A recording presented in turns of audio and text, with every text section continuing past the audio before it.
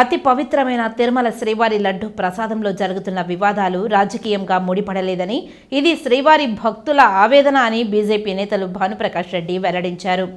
7 కొండలకి 7 గుట్టలకి తేడా తెలియని వైసీపీ 45 సార్లు అయ్యప్ప మాల వేస్తే వారిని సూపర్ స్వాములని అవగాహన రహితంతో మాట్లాడడం విడ్డూరంగా ఉందని తెలిపారు. తిరుపతి ప్రెస్ క్లబ్లో మంగళవారం ఏర్పాటు చేసిన విలేకరుల సమావేశంలో బీజేపీ నాయకులు ఈ సందర్భంగా మీడియాతో మాట్లాడారు.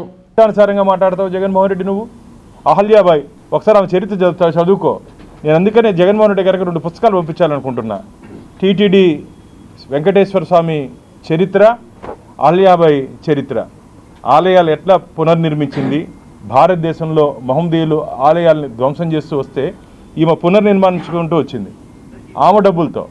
ఈయనేమో మన డబ్బులు, మన హుండీలు వేసిన డబ్బులు. అయ్యా జగన్మోహన్ రెడ్డి, నువ్వు ఎప్పుడు నా హుండీలో డబ్బు వేసావో నాకు తెలీదు. మేమందరం నాకు తెలిసి ఇక్కడ ఉన్న వాళ్ళందరూ 5 రూపాయలు 10 రూపాయలు 5,000 వేసిన వాళ్ళమే మేమంతా.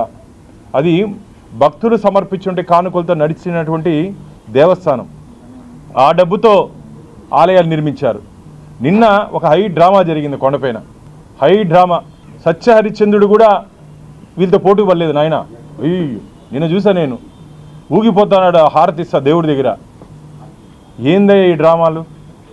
నేను కూడా నిన్న అనుకున్నా ఒక టీవీ డిబేట్లో, మీరు ఏదైనా కొండ మీద ప్రమాణం మళ్ళీ అన్నారు నా మిత్రులు, బాను ఎందుకు వాళ్ళని పిలిచేవాళ్ళు, నాస్తికులు వాళ్ళు, దేవుడి మీద విశ్వాసం నమ్మకం లేని వ్యక్తుల్ని నువ్వు కొండ మీద కాదు కదా, వాళ్ళు కాణిపాకంలో భారతదేశంలో అన్ని నదుల్లో మునిగి ప్రమాణం చేయమన్నా చేస్తారు, వాళ్ళని ఎందుకు ఊరికి పిలిచేది, నువ్వు వేస్ట్ అని చెప్పారు. కరుణాకర్ రెడ్డి ఒక నాస్తికుడు, పాత చొప్పియండి ఆ నల్లరాయిని కొడతారని చెప్పినటువంటి వ్యక్తి కరుణాకర్ రెడ్డి. వాళ్ళ మిత్రులు నాకు ఇప్పుడు కూడా చెప్తారు. అలాంటి వ్యక్తి నిన్న పోయి పుష్కరంలో మునిగి అఖిలాండం దగ్గరికి వచ్చి హారతిచ్చి అవన్నీ ఎందుకయ్యా డ్రామాలు? సత్యహరిశ్చంద్రుడు కూడా నీ చేష్టలు చూసి నివ్వెరపోయారు. అయ్యో నాకన్నా పోటీగా ఉన్నారని.